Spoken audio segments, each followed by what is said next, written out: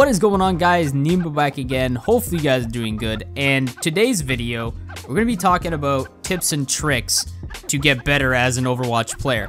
A lot of you have messaged me on Xbox, tweeted me out, or even commented on my YouTube channel itself. How can I get better? And it's just too much to even fit into like a comment section itself. So I figure, why not? I'm gonna make this video for you guys. Before I start this, I want to let you guys know Overwatch is a team-based game. Sure, it's a first-person shooter, but at the same time, it's a team-based game with team-based objectives. This game is not all about the individual and how many medals they've got. It's about the team as a whole and how you can work together as a team to win. If you can't work as a team to win, you come this much closer to losing. With that being said, this is my top 10 tips and tricks to become better at Overwatch. In no particular order, here's number 10. A lot of people don't talk about settings while they're doing a tips and tricks video, but in my opinion, settings are everything. Before I even played this game, I went into my settings, changed my button layout, my crosshairs, and my sensitivity. And a lot of you know that my button layout is weird, but to you, it's weird. For me, it's comfortable. So as long as you guys can get a comfortable button layout or even sensitivity or even changing the color of your crosshairs, as long as you guys feel comfortable and confident while you play, that's all that matters. Number 9. Number 9 has 3 and I think they should be covered. So here we go. Hero mains, hero mechanics, and comboing ults with those heroes. A hero main is a hero that you play very well and nobody else can beat you. Well, in your mind anyways. But at the same time, having one character as your main will hurt you in the long run. So at least knowing 4 other characters proficiently will help you out and will improve your team's success. Because there's going to be a lot of times when you play competitive or a quick play and someone else has your main and you have to switch off. Hero mechanics come into play when you have to switch off and you learn how to play these characters. So knowing how long it takes to flashbang, jump, put your shield up, all that is very key for you winning the match. And with that comes the combos. So if you're proficient with one character and you have the mechanics down and you know how long it's gonna take to ult, comboing can be a game changer. You could be sitting at that 30-second mark, no hope in hell, and you combo ult with a Zarya or a Pharah or whoever, and you get a team kill, pushing your team to take the point or push the payload to the next checkpoint, possibly winning you the game. So comboing your ult is a big thing, huge game changer, and will help you win a lot more. Number 8. This one reflects to the last tip, comboing your ults. With a good team composition, you could combo your ults more proficiently and win the match easily. Traditionally, a team composition in Overwatch was 2-2-2. 2 tanks, 2 healers, and 2 DPS. Now, this game has changed a lot since this came out, but the traditional route is 2-2-2. If you can have that, you can base your team composition around that and change it up any way you like. A lot of people pick the character that they main, but they don't think of the team as a whole. And that's what a team composition is all about. 2 or more people working together for one objective, and that's to win or capture a point. So with a good team composition, you can do that. But if you have 3 DPS, 2 tanks, 1 healer, it might not work for you, depending on how good the healer is. I'm just giving examples here, but this is just what I've experienced. A lot of times, people will pick what they're really good with, leaving the rest for people who don't know how to play these characters, like, say, an Ana, and the person stuck with Ana doesn't know how to heal or nano boost, resulting in a team to lose. Now, it's not the individual's fault, it's the team as a whole. They weren't communicating in order to make the composition better. A good composition would be them talking about who they're good with and what they need to switch up, which characters can combo and which can't. Also, knowing when to switch off that character to counter another character on the enemy team. For an example, if a Winston is harassing your team, you need to switch to a Mei, Reaper, or McCree. You see how the counter is still within the team composition? Reaper, McCree, Mei's defensive, but at the same time, she can deal out DPS to the Winston. If you can take out that Winston, you're not going to be harassed and you can actually push up easier. Number 7, healers. Healers are everything. They're your backbone.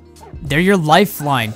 They're a difference from you staying dead and you getting revived. So please protect your healers. For example, if you see a Mercy getting chased or harassed, Mercy shouldn't ask to be protected. You should automatically know to go protect our healer. And it's vice versa. If Mercy's getting attacked behind you where she should be, and you shouldn't be the one turning around to see if she's okay. She should speak up and tell you, I need help. So it works both ways. You gotta have that communication going on. On the other end, if you're a flanker, you should kill their healers first. That's first and foremost before anything. Before you even think of killing that Reinhardt, kill the healers. Because without that, the enemy team will be easier to break. One more thing about healers. They shouldn't be told to heal. They should already know when to heal. So say you're a Zenyatta and you see your squishy character like a Tracer getting hit. You gotta make sure that you know when to switch off the orb to another character like the Tracer. You shouldn't be told,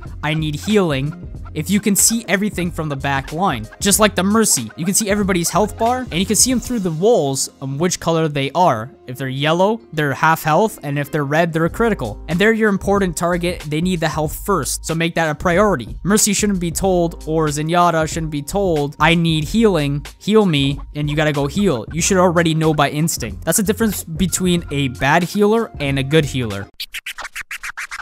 Number 6, map knowledge and health packs. When I first started playing Overwatch, I didn't even know how to get some of these jump spots, or how to flank to the enemy team, or how the enemy team was even flanking us. So I loaded up a custom game and spent hours on each map knowing every vantage point, line of sight, flank routes, and all health packs. I know it sounds a little bit crazy, but it has helped me till today. You don't have to do exactly what I did. It's not an exam. If you play enough, you'll understand which way is what and where to go and where all the health packs are. But at the same time, I see a lot of people that still don't know what flank routes are, or how to even get to some of these spots, or even where the health packs are. And the game has been out for a while. So if you take that time to check out each map and take a mental note where all the small and large health packs are, it'll help your team in the long run.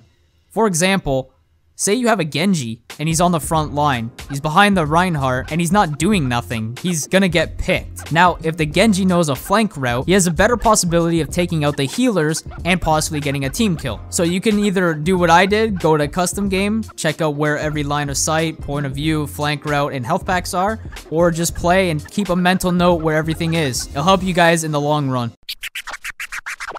Number 5, group up. Don't trickle into a fight. This has happened to me so many times, and I'm pretty sure you guys have experienced this too. The game will start, we all charge in, eventually 2 or 3 will die and respawn back at the base. Now, instead of waiting for the rest of the team to back off or respawn together, the ones still fighting on the point will be outnumbered and take it out. The ones that have previously respawned will head to the point and yet be in this vicious cycle of fighting outnumbered until the time runs out. If you don't have 4 or 5 other players with you, don't charge in. You might waste 5 or 10 seconds waiting for your teammates. It's worth your while than just getting picked apart. A lot of pro players know when to engage and know when to back out of a fight, especially when they're outnumbered. They also use this trick when they're the last one on the point, a strategic suicide. They'll jump off the point, killing themselves, respawning back to the base closer to their teammates. Now, this is a great strategy. You might think, why would they do that? 1, if they jump off the map, resulting them to respawn closer to their teammates, they can group up faster. 2, if the enemy kills them while they're on the point, that builds the enemy's ult charge. Now, if they jump off the map, that prolongs the enemy's ult from going up. Now, I would say if you can get out of the fight without jumping off the map and respawning, do it. But if that is your last option, jump off the map and regroup with your team. Number 4, payloads. Payloads are kind of tricky, especially when the defensive team is trying to shut you down at every corner and chokehold. To play payload maps better, you should have an understanding of the function of the payload itself. The payload will move forward if there are members of the attacking team on or near it. Each additional person, up to 3 attacking team members, will make the payload move slightly faster. If at least one member of the defending team is on or near the payload, a contest between two teams will happen and prevent it from moving forward. The payload will follow a set course through the map and pass through at least one checkpoint each map. Passing a checkpoint will add time to the match. The player will stop for a short amount of time at a checkpoint, which is either a gate or a door. If the attacking team are not present around the payload for 10 seconds, the payload will slowly move backwards to near the last checkpoint it's reached, or to the beginning if it has not yet reached the checkpoint. The speed of the rollback is set and not affected by the number of defending team members in the proximity of the payload. Being on or near the payload, the attacking team will heal for 10 HP per second. In addition, it does not block line of sight for friendly abilities such as Zenyatta's Harmony Orb or Lucio's Crossfade. So now you guys know the function of the payload. Staying on the payload as a team is another thing. A lot of times I see players have their supports like Zenyatta or Lucio stay on payload, which will be either 1 or 2 set speed, and the rest of the team will push up. And that kind of reflects onto the last point, grouping up. If they go in 2 or 3 ahead, and you only have 2 on the point, that's going to be them trickling in and potentially your team being cut in half and having your healers on the payload to defend themselves. So when you play these kind of maps, you got to understand and be aware of your surroundings and constantly push that payload. Try to get to that next point and get additional time added onto your existing time. Don't leave the healers on the payload to defend themselves. Help them out. Everybody have a death ball around that payload to push it to the next point. Number 3, sound cues. Sound cues are probably one of the most important things in Overwatch. Knowing where that ult sound is coming from, whether it be the front, left, right, or even from behind, could save your team from a team kill. Now, sound cues don't always have to be ults themselves. It could be McCree's footsteps flanking from behind, Symmetra and Torbjorn turrets, even a Roadhog healing up behind cover. If you know that McCree is flanking behind you because you heard his footsteps, you can go flank behind him, taking him out and saving your team. Also, the match sound cues are key as well. So every time you get down to like the 1 minute mark, the music's tempo will increase and will sound more dramatic, warning you that you have this many seconds to capture the point or push the payload before the match ends. So hurry up. So sound cues are one of the most important things in Overwatch to listen for. Number 2, patch notes. Patch notes are probably the biggest in Overwatch to know. Staying up to date with what's going on with the world of Overwatch, even if it's just small things. So like your hero could be buffed and or nerfed. A map could be switched around. There could be different ins and outs and different jump spots, or the health packs could be moved around. And it's always good to know what's going on because you'll have that competitive edge against the other teams that you're playing against. You know, you don't always have to like study them. You can just like look over if it's, say, you know, your 76 main. It's always good to know that, you know, he's getting buffed or he's getting nerfed, and you should be aware of that. It might take you a little bit longer to kill a different hero as 76. So it's good to keep in mind with that. I mean, you don't always have to, you know, like I said, study it. You can even watch pro players or even just discuss between your friends like, oh, I feel like 76 is a lot stronger than McCree. Zenyatta does a lot more damage and healing than Lucio. These are just examples, obviously. But having that awareness and knowledge of the patch notes and what's new to come out is always good, and you should use it to your advantage in the next time you play Overwatch. Number 1, communication and callouts. Communication and callouts is huge in Overwatch. If you don't have this, your team will fall apart. And also, you can't set up everything I said before. Comboing your ults, protecting your healers, changing your team composition, and taking out a flanking enemy. Communication is not always all about talking. It's also about listening as well, and where those callouts are being told. The first thing I would say is be in team chat. Even if you can't talk, you need to be able to hear your team. I know there's a lot of people who don't want to come to team chat, either because they're shy or they just don't feel like it. I mean, not everybody's a people person, but just coming into the team chat and saying hello, it'll start a dialogue between the other people on your team, and then you guys can be more sociable. People tend to trust you more if you've already started dialogue with them. That's just what I've experienced anyways. But I'm a friendly person and I always get along with everybody. So just going into team chat and saying hello will start that dialogue dialogue, and you guys can start setting up your team composition for the match. Also, come to the team chat. There's a lot of people who pick these off-meta characters, like say Hanzo or Torbjorn or whatever. You have to trust in your team. You can't always be vocal and be like, oh, well, there's a Hanzo, he's gonna be garbage. That's gonna insinuate that you're hating on that person, and now that person's gonna take it in a toxic manner. Now their voice and their actual tone when they talk to you is also gonna be toxic, and that's gonna infect the rest of your team.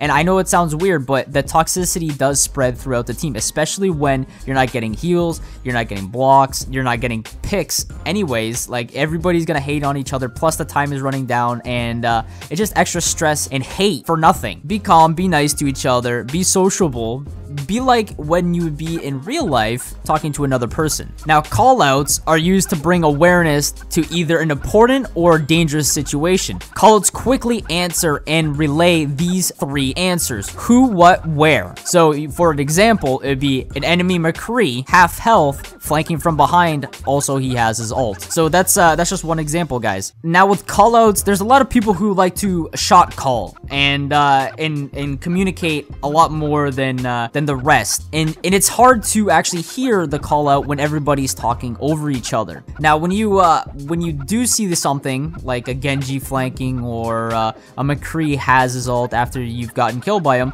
and you warn your teammates, you should probably clarify and have that clarity and efficiency as your goal to get these words out and get these call outs to your team. Use few words as possible, but explain it the best you can. And like I said, don't talk over your teammates, because you won't be hearing the actual call out and you'll miss it. So here's an example of a bad call out. So there's an enemy McCree behind. He's about to flank, and he killed me, but he's half health, and I have no clue what's going on. You're telling the who, what, where, but the actual tone is toxic, and you're not really getting any information out, you know. And how does this help the team? It doesn't help the team at all. I think I'm going a little bit longer on this topic, but it's very essential to the callouts and communication. So guys, with good callouts, keep it simple, to the point, and fully answer those three questions: who, what, where. Communicating your ult percentages is a huge plus in Overwatch. I mean, there's a lot of times